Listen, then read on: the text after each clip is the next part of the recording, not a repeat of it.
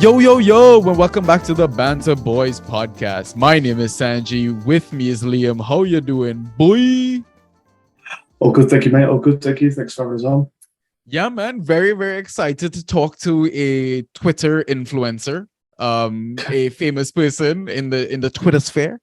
But no, not to like big you up too much. But I mean, I am excited to learn not just about who you are, but about Nottingham Forest. Welcome back to the Premier League. I'm sure you're excited to talk about it. But before we get started with everything Nottingham Forest, tell us a little bit about yourself, right? What's your name, your Twitter handle, obviously the club that you're representing, big them up a little bit if you want to, where you're from and what do you do? Yes, so as you said there, I'm Liam Henshaw, and you can catch me on Twitter at Henshaw Analysis. Over there, I post a lot of content to do with Forest and a lot of the lower leagues as well in England, to do with data analysis and player reviews and stuff like that.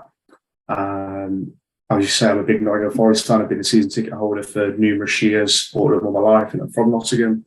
And my day job is I'm fortunate enough to work in the gambling industry. So I work for Sky Betting, who are based in the UK, and I'm an in-play supervisor. So that's my day-to-day job. And then I spend a hell of a lot of time on Twitter outside of that. And I've got a bit of experience of working in clubs and doing some freelance work for recruitment agencies and stuff like that. So yeah, got a wide range of experiences. God damn. I'm blown away. That is quite the CV, man. That is awesome. All right. So before we get started, I've got to do my job, plug the socials, encourage people to give us their money because we started a donation page. Obviously, all our content is still free. Regardless of if you give us 1 red cent or 10,000 of them, we'll keep providing the community with our beautiful voices. Mostly banter, a bit of education here and there, but yeah. Just happy to talk everything Fantrax, right? So if you want to talk to us, we're on Twitter and Instagram at BanterB. We're on Discord. Channel number is 6585. You can find us on Reddit, u/banter_boys. All our episodes are on anchor.fm, where it distributes to Spotify, Apple Podcasts, Google Podcasts, and SoundCloud. And I've updated the YouTube playlist. So for people who are asking me, just go get your free episodes out there, right? But you can't see my beautiful face like Liam is right now. So if you're new to the segment, welcome. So what we've been doing is a fan series, just chatting to fans from every club of the Premier League, and obviously experienced Fantrax managers like Liam himself. But basically the way we kind of run these episodes is we've got a general discussion, a draft segment, and a trading segment, right? So we talk about any new manager or ownership, previous season performance versus new season's expectations, old assets versus new assets, expected formation, the starting 11, impact of the 5 subs, and that weird-ass World Cup in the winter. And obviously, in terms of Fantrax, we'll learn about the first pick from Nottingham Forest, next 3 picks, at least 1 hidden gem, and then, get Liam's advice on how he kind of runs trades in his Fantrax communities, right? Or leagues or whatever. You ready to get started? Yeah, all good. Let's go, yeah. All right, so I'm going to be honest, I know nothing about Nottingham Forest. You're going to have to teach me. I feel like most of my friends also don't know it because I grew up in a society where we only follow the top 6 clubs, top 8 clubs in the Prem, right? We are glory hunters in that sense, right? So speaking to like maybe a glory hunter, I mean, obviously I know more about football than that, but talk to us about the new manager, first of all, because you guys did have a change of manager, right? During the championship, which I mean basically skyrocketed the performances as well, right? So why don't you get started? Yeah, so it was typically a very poor start to the season again under the old manager, who was Chris Hughton. Essentially, we finished the season really poorly with season 4, started the season again in a similar vein, and after about 6-7 games, he was relieved of his duties. And then within sort of a week or two's time, we've then ended up getting Steve Cooper, who's obviously previously manager at Swansea City, got them into back-to-back playoffs and wasn't successful with them. And then I think he had a falling out with the owner or director there, and he left there, so it was free.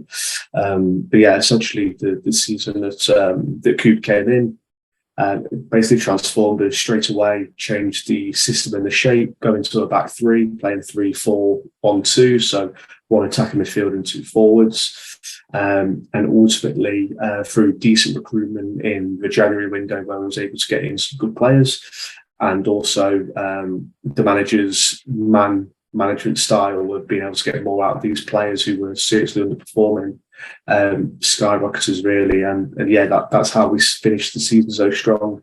Put a really good string of results together against tough teams. I go to a lot of games, so for me it was a bit surreal going away to places that we really struggled to win at for years and years, and putting these results together towards the end of the season. So yeah, Steve Cooper's come in and done a fantastic job. He's someone that I think Forest fans are really proud to have. So I think if the season doesn't go the way that hopefully a lot of us want it to, I think a lot of fans will certainly be asking for a lot of patience and time for Cooper after what he did last year, because ultimately we had our worst start for over 100 years at the start of the Championship season, and he put us in a good position and really built on that throughout the season.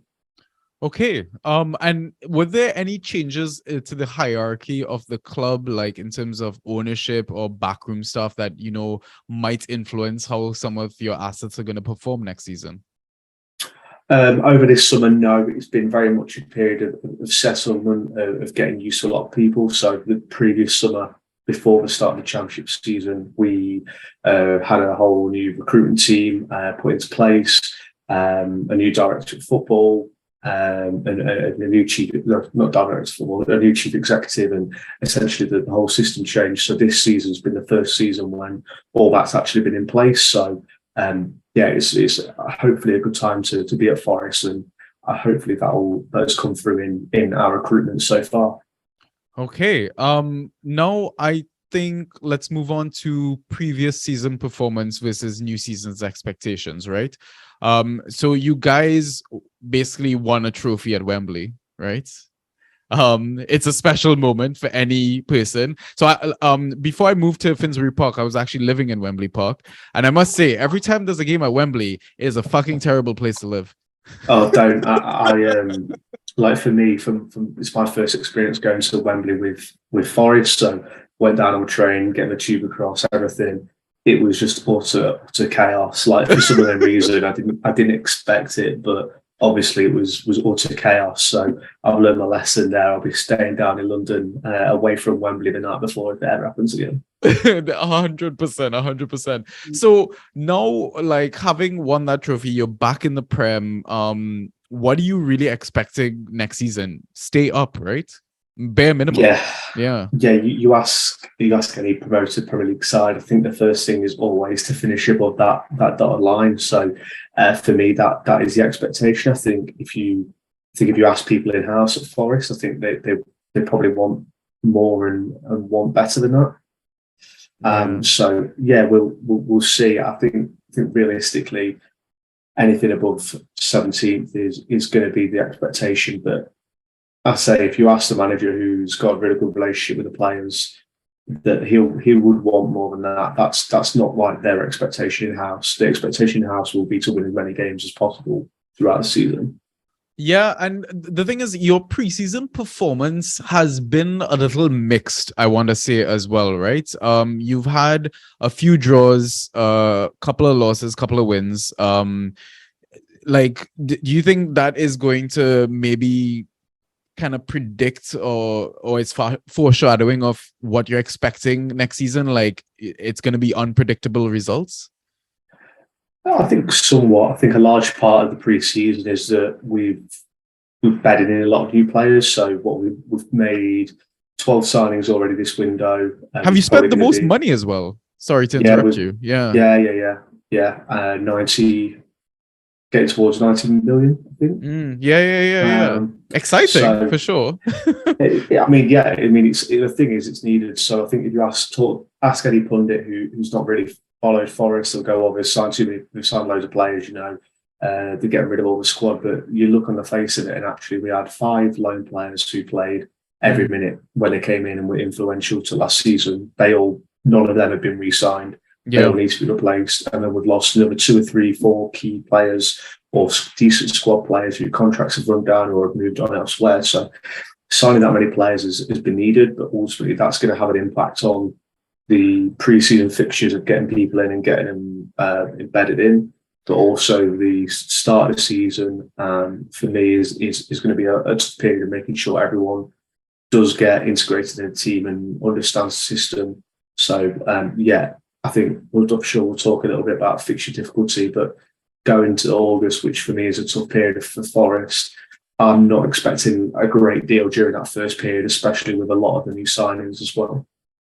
Yeah, I mean, like the likes of is it James Garner from Manchester United that you guys had? He was a big part of the I guess the performances and the wins and just getting back to the Prem, right? And not having him in the squad must be a big loss.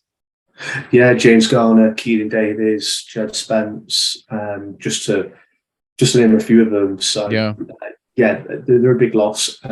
However, for me, I think Garner particularly, obviously Spence has now gone to Spurs and Keenan Davies is still at Villa. Yeah, I think Garner is one of those players where I think he was very good for us. However, I do think signing players permanently Forest have been able to and are able to get someone better than him personally. Okay. All right. So now, because we've kind of talked about the assets, so let's move on to the next segment, which is the old assets versus the new assets. There's a few, I guess, names that kind of pop out here, and you can quickly say, well, it was a big loss or not, or they're just part of it. But Carl Jenkinson, I mean, he's a name that's kind of floated around the Prem, right? At Arsenal, at West Ham. Did he do? Was he a big part of what you guys did last season? No, not all. I don't think he might have played one or two appearances in competitions. He's unfortunately had a real tough time at Forest, off the pitch as well as on the pitch. I think his performance levels have never really been good enough to play for Forest first team, so he's found himself in the 23s and not playing regular minutes. And he's had some issues off the pitch as well, which means he's barely been involved, and that's why he's moved on over to Melbourne City in Australia. Okay. What about Brighton legend Gaetan Bong? Another one. I think if you ask any Forest fan, they have nothing but bad words to say about Gaetan Bong. Let us down on numerous occasions in games, and I think through injuries he's had to play a little bit more football than Forest fans would have hoped over the last couple of years. Okay. What about Bryce Samba, legend, right? Having gotten you through that playoff. Yeah, certainly. I think Forest fans were definitely sad to see him go because of what he's done. I think they have got an upgrade, but Samba for me, as without him, Forest wouldn't have even been in the playoff final, let alone win the playoffs. So for me, he'll be remembered fondly, and I'm sure for a lot of Forest fans he will be. Okay, and two other names that kind of jump out at me are Lewis Graben and Xande Silva, who I think was a West Ham player at one point. Yeah, so Xande Silva signed a couple of days ago for Dijon in Liga 2. Again, he struggled more so due to the form of the forward players. He was signed as a rotational option to offer a bit more squad depth, but due to the success of the forward players, he just rarely got an opportunity. There is a bit of a player in there, but as I say, he wasn't able to showcase that for Forest. And Lewis Graben, club captain, I think he's a bit of a misunderstood character. For minutes that he did play last season, he did okay. He's just getting on in his career, and realistically, how Forest play with their forward players, Graben isn't that type of player. He's a penalty box striker, a finisher, not someone who's able to get on the ball, carry it forward, hold up the play, and then cut the play. So I felt like it was the right time for Graben to move on, although we have lost his experience, which would have been nice around the dressing room. Yeah. Okay. Are there any other outs that you would say kind of are a big loss that we've not discussed?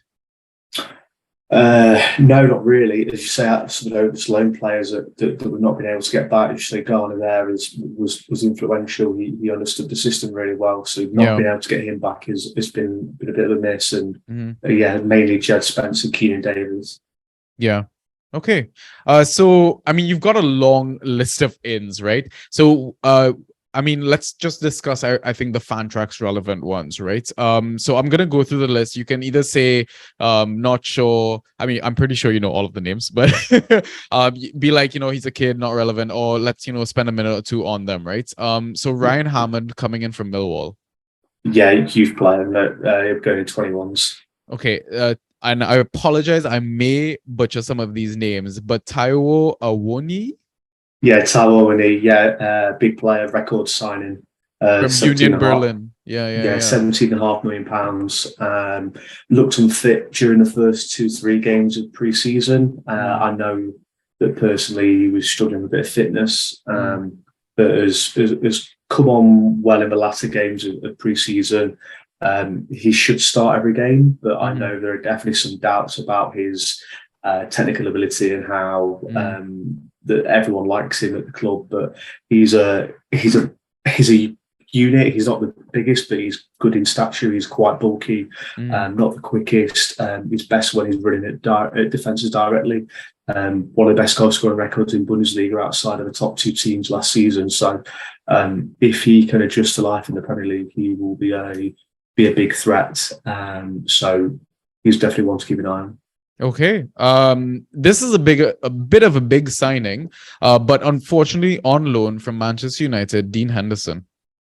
Yeah, Henderson. There was originally talk of him having a loan with an option to buy, but it's just a straight loan. Upgrade on Bryce Samba. I think a lot of Fantrax fans will have seen Henderson's performance with Sheffield United a few seasons ago. Very good shot stopper, already showing pre-season his ability. So, for me, he's gone straight into my team because he's going to make a lot of saves this season. And saves are absolute Fantrax gold, listeners. So Julian Biancone from Troyes? Yeah, Bianconi's just coming in as an option for a right wing back cover and right centre half cover. Probably won't get in much ahead of Joe Warren. Okay, Musa Niakate from Mainz? Niakate from Mainz. Okay. Yeah, left footed centre half, very high regarded. Mainz as captain, can play left centre half or middle centre half at a 3. Really progressive, loves to get the ball into midfield. Used to take penalties for Mainz as well. So if he can get into the starting 11, not that he'll take penalties at Forest, he does have an attacking threat and likes to get on the ball and play. So he's one I drafted late on just in case. I'm not too sure if he's going to start at Newcastle as of yet because he sat on the bench for the last pre-season game versus Valencia. But he's one to just, again, keep a small eye on throughout the season. Okay, so what you're telling me is don't release this pod. Go grab all the assets that you're talking about. All right, let's move on. Omar Richards coming in from Bayern Munich. Yeah, originally would be a big player. He was at Reading the season before last and moved to Bayern when his contract expired. He was not the most creative fullback or wingback, but he's good at getting the ball, good at getting it forward, and is very solid defensively. The bad situation is that Forest signed him and he's injured, and I think he's going to be out for 6 months. Oh, that's rough. Okay, well, this one I'm kind of high on, and I think most managers are because of his association with Liverpool. Nico Williams. I heard he's been taking corners. Is that true? So he'd been sharing corners with Brennan Johnson. I think for me, I would have Nico Williams on all set pieces, but they've been sharing them. So we'll have to see how it plays out the first few games of the season. But yeah, he's been taking some of the set pieces. For me, he's the biggest asset for Fantrax at Forest. Progressive wing back that can get on the ball, carry it forward, beat a man, but also do well with crossing ability. As you say, potential taking set pieces, and obviously depending on your league rules, might not get goals against with being a wing back as well. So he's for me the biggest asset, and gutted I wasn't able to get him because he went far too early in my draft. Liam, I would love to join your league if you're not having points for goals conceded. I know. Some of the strange rules people use. Wow. That's not my league. That was an old league a few years ago. Okay. Still slide me those DMs. Wayne Hennessy from Burnley. I'm assuming he's back up to Dean, right? Yeah, backup keeper, yeah. Yeah, okay. Brandon Aguilera. I'm hoping not brother of Christina. No, but he's a young Costa Rican. He's gone back on loan to one of the teams in Costa Rica. Okay. Harry Toftolo from Huddersfield? Yeah, Toftolo. So he was probably signed with a view of him being a backup left wing back, but due to the injury of Richards, he's going to start the season. Again, if you look at his numbers from Huddersfield last year, he wasn't the most attacking or progressive due to their system. Yeah. But go to the season before that, and he was a flying fullback, wing back. He can really get forward. So I'm really excited to see what he can do given the opportunity. It might be a little bit of a big step up for him to the Premier League, though. Okay. What about Lewis O'Brien, also from Huddersfield? Yeah, O'Brien, for me, the player that's going to suit Steve Cooper football best.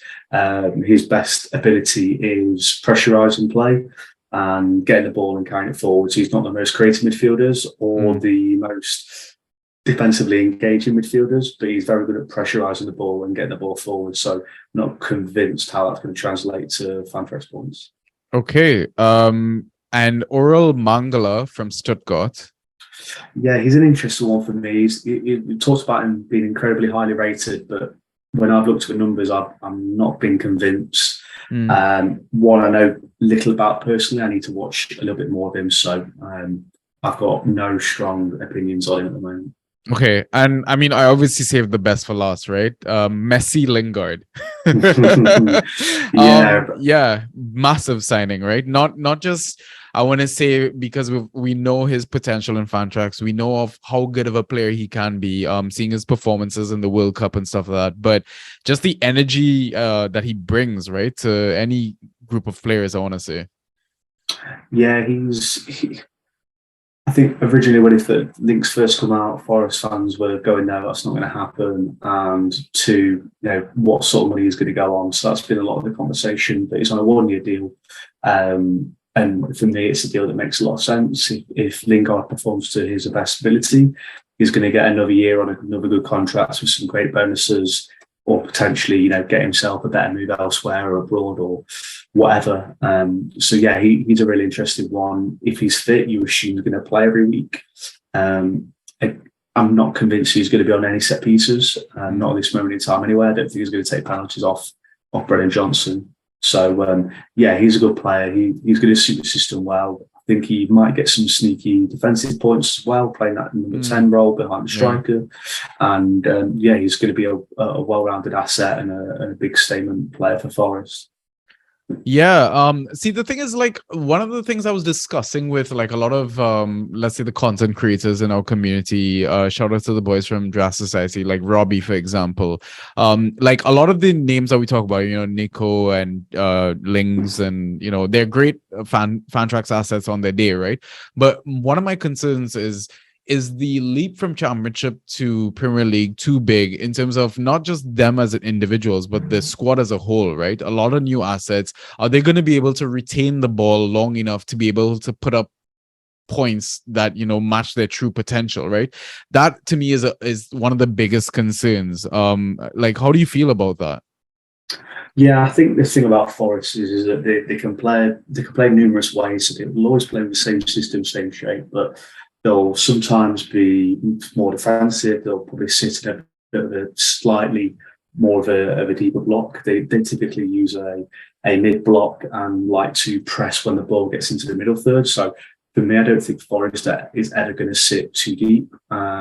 So that's always a good thing. Forest are happy to play with the ball and be active with it.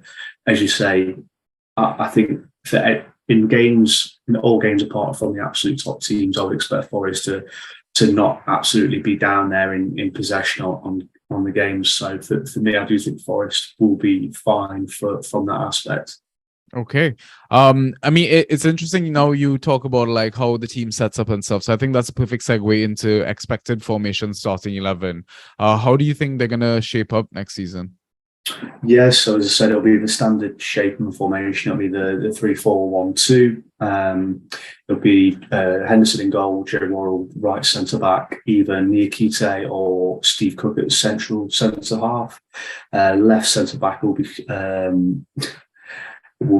Scott McKenna. Right wing back will be obviously Nico Williams. The midfielders will rotate. It'll either be Ryan Yates, Mangala or OBrien. We've been linked with Remo Freuler today at Atlanta, so I'm hoping that one gets done. He'll be good. Left wing back with Toftolo. We have been linked with other left wing backs too. Number 10 will be Jesse Lingard or Morgan GibbsWhite, again, a player we've been heavily linked with. And then in the forward line, it'll be Brennan Johnson starting every week alongside probably Taiwo Awooni.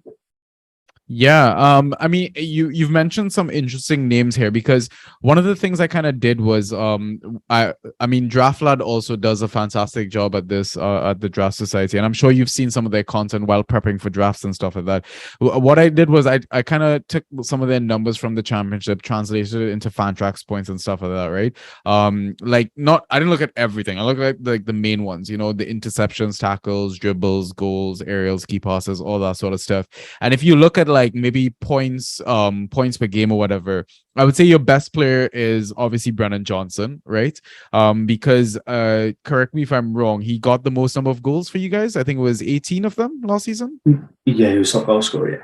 Yeah, and then it trickles down to Ryan Yates being the next best player, then Colback, then Joe Worrell, and then McKenna. Out of these names, I know we've kind of talked about Brennan Johnson. Out of the remaining names, should we be considering any of these guys as assets? Are they still at the club? What's up? Yeah, so Ryan Yates is an interesting one. He's really got a strong aerial ability. If he's picked out a corner, he normally gets his head on the ball. Whether he converts them or not is another scenario. But he's a very defensively active midfielder. He lacks technical ability on the ball, but loves to engage in duels and is a threat from set pieces. So he would probably be the main one. But with the players been linked with, he will rotate. As you say, centre halves, I've talked about Niakite a little bit from set pieces. And Joe Worrell as well is also the same. So that'll be the target for those. It'll be from set pieces. The goals will have to be shared about this year. I wouldn't expect Brennan Johnson to put that many goals again. Okay, I mean, listen, I know Liam mentioned that Yates wins a lot of aerials. He won 108 of them in the championship, so it's a big number, man. Like, so maybe definitely one to kind of consider, like one of those FA / waiver options after the first couple of game weeks, right? Awesome. So now let's quickly touch on like the impact of the 5 subs and that goddamn World Cup, how weird it is being in the winter. In terms of the subs, you think, and I've asked a lot of our fan reps, do you think obviously this is like a ploy for like the big clubs? Does it help you guys out given the fact that you've signed so many players? Like, where do you stand? I think it helps. I think it helps all clubs, not in a good way for Trax reasons. So, like, I would still expect most teams to rotate and use, their 3 to 4 subs every game anyway. As you say, I think this case of Forest is that there is still a big drop off between the first 11 or some of the new signings and then the championship quality players behind that.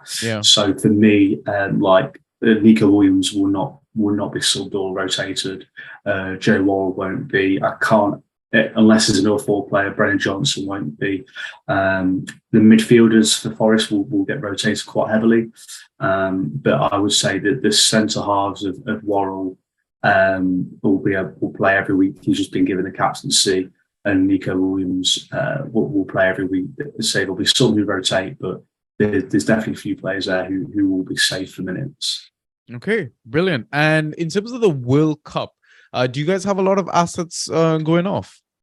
Yes, it's mainly the Welsh contingent, which is obviously Nico Williams and Brennan Johnson. So those 2 will be the main ones, which will be shooting off to the World Cup. I'm just trying to flip through the team now, see if anyone's had any recent call-ups World Cup-wise.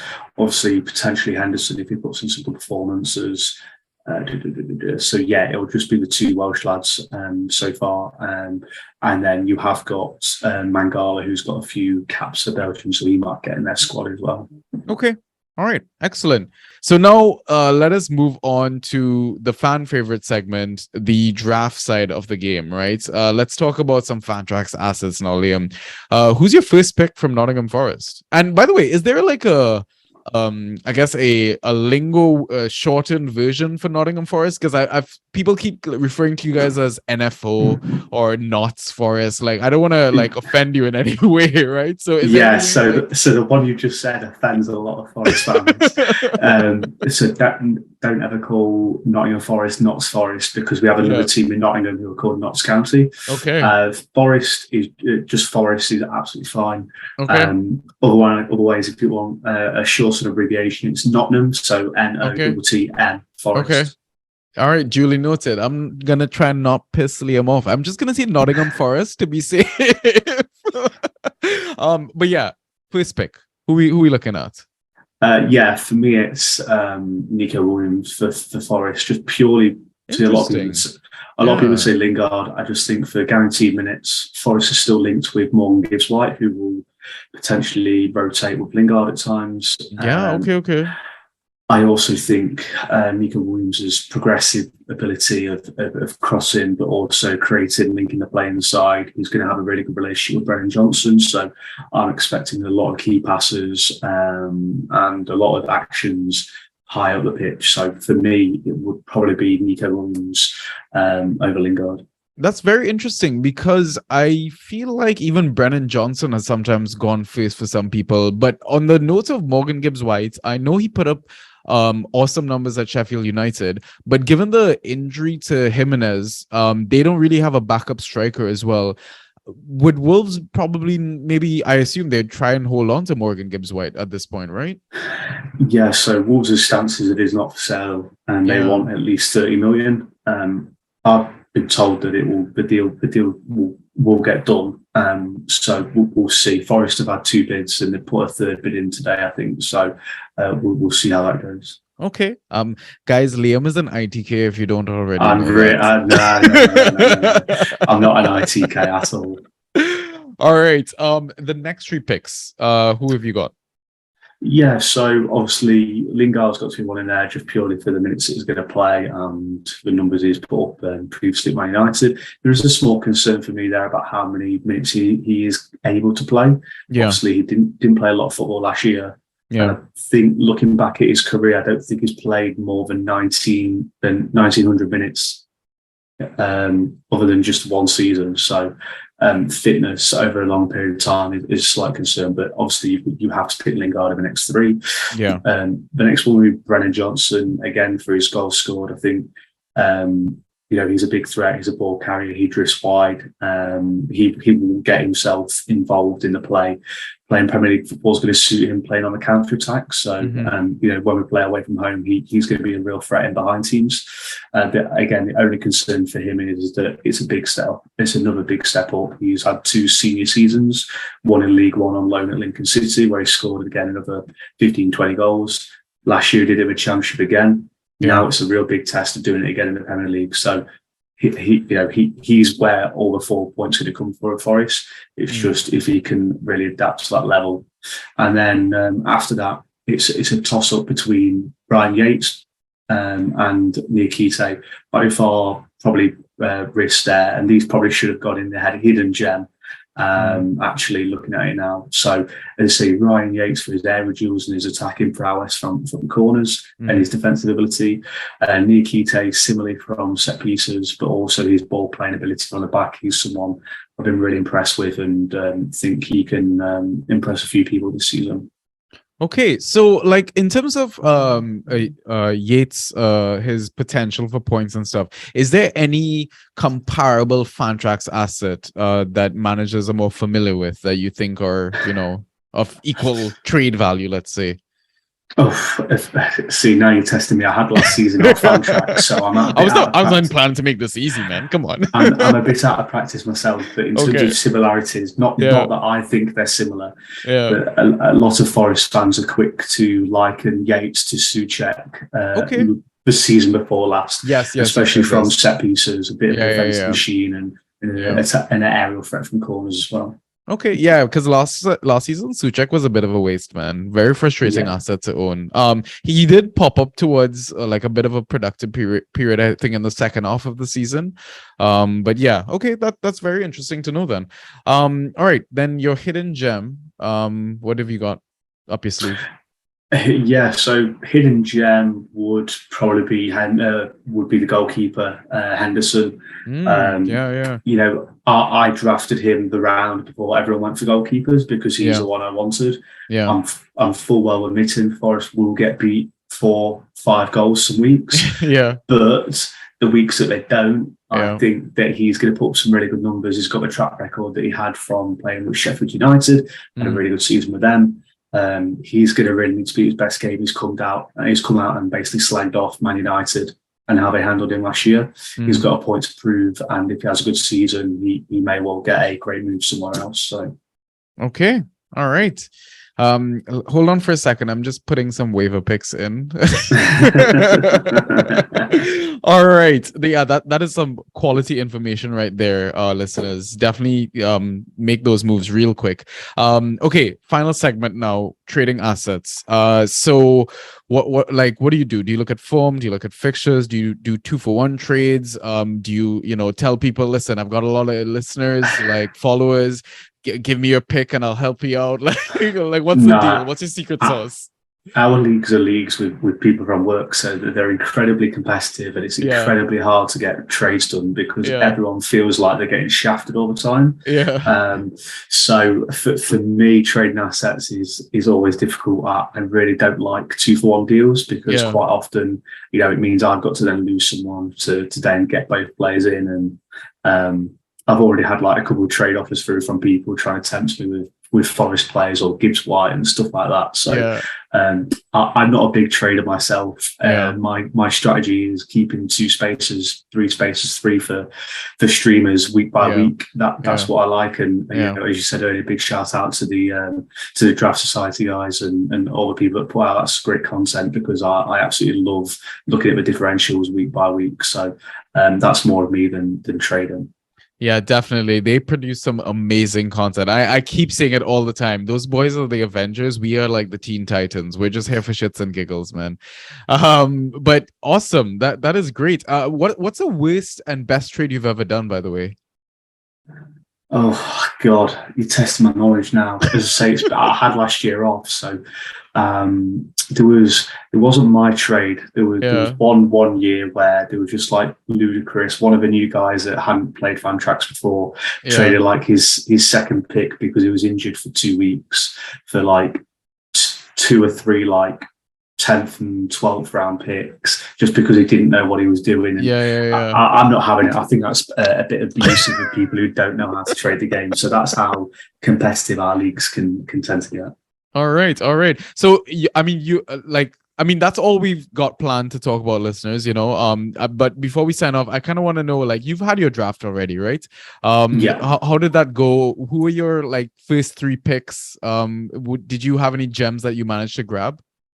Yeah, so my draft was interesting. I actually did it from the pub with my laptop in the pub. I hope work is not listening to this, but no, it's fine. It's fine. It went relatively well. I was number 1 pick. So I went straight into Salah. Myself is a pretty obvious pick. And then my second and third round was Van Dijk and Kulusevski. Wow. Okay. That's very early for Van Dijk, I think. No? I don't think. Well, you told me I had last season off, so I think Van Dijk might have been my 3rd round by the time, but it was because I was on the turn. So what's that like? Yeah. Okay. 12-man league or 10-man league? 12-man. Okay, obviously you want a piece of that Liverpool defense. They are probably the best defense in the league right now, given the injuries to Laporte, the uncertainty about John Stones. Really, it's just when Ake plays, I feel like Man City always concede. So I do get that pull and wanting a piece of that Spurs attack as well. Like, they are a lethal front 3, right? It's just my worries about Richarlison being part of that squad, right? I don't think he necessarily plays on the right hand side like Kulusevski does, but you won't be surprised if you see some rotation there, right? I don't know, were there any you were thinking about other assets versus the 2 that you picked that were available after you had drafted? Oh yeah, there was loads. I didn't think Sancho would have gone so early, and he went before my second pick, so he's gone a lot higher than I anticipated he was going to. It was just more players. Again, using the draft rankings that the guys put out. was following them religiously. I was like, all these players have gone slightly too earlier than what I would have thought. So, as I say, I literally, because I'd had quite a few drinks by this time, I was following the draft rankings almost exclusively, especially for the second, third, and fourth rounds. So, I think Van Dijk was next up on their rankings. So, we'll blame those guys if it's not gone very well. Awesome. All right. I mean, I was 12th pick in my draft. It's opposite end of the spectrum. I went with Jesus and Maddison. So I'm not too upset about those. And listen, Sancho went first round in that draft. So a lot of people were reaching all over the place this season, I find. Yeah. Yeah, it can't go first round. No. Can't go first round. Honestly, the way I looked at it, I was like, I really didn't want to touch any United assets, given how shambolic they were last season. You don't know what to expect from Ten Hag, right? I would say go with certain ones, and yeah, I think you're safe. Listen, Mo Salah is basically worth 3 picks alone, right? So you're probably well set on your way to hopefully a league title. But listeners, like I said, this is all we had planned. Liam, thank you so much for your time. It was such an insightful chat to learn everything Nottingham Forest. I'm hoping we can meet in person, maybe grab a pint.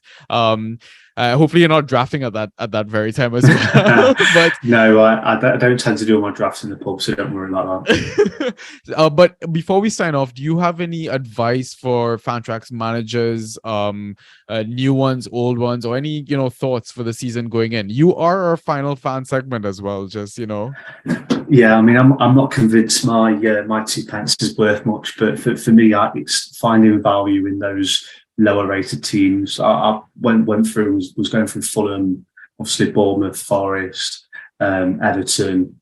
Being on injuries, having your tweet notifications on for all the injury guys that are posting regular updates.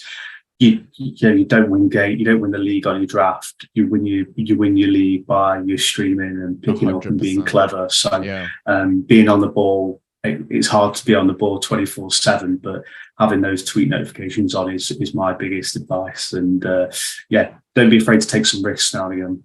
Spoken like an experienced manager. That is one thing we always talk about. You could have a shit draft, you could still win your league, honestly. And shout out to Ben Dinnery. I mean, you probably don't listen to the pod, and I should slide into your DMs because you do amazing work, and I've got you on live notifications. Because like you said, honestly, one player drops out, all of a sudden, someone that is free is going to be the gem for the rest of the season sort of situation, right? So 100%, I love what Liam has said there, and I think that's the perfect way to kind of end off this episode and end off this fan series. Honestly, it's been a true pleasure getting to know all these fans, getting to learn about all the clubs. I hope what we've done has helped you with your draft. I mean, it's late. Obviously, the season starts tomorrow, depending on when you're listening to this episode. But yeah, good luck to all those managers. Good luck to the community. We fucking love you guys. Honestly, you're the reason why we pod. You're the true energy and the food in our bellies as to why we keep doing what we do. I don't know what else I can say. Liam, we'll bring you back on again for future episodes, because we do want to have like mashups between other reps, other Fantrax managers, and just catch up on how your club's doing and stuff like that, right? So definitely looking forward to that chat. And listeners, until next time, peace.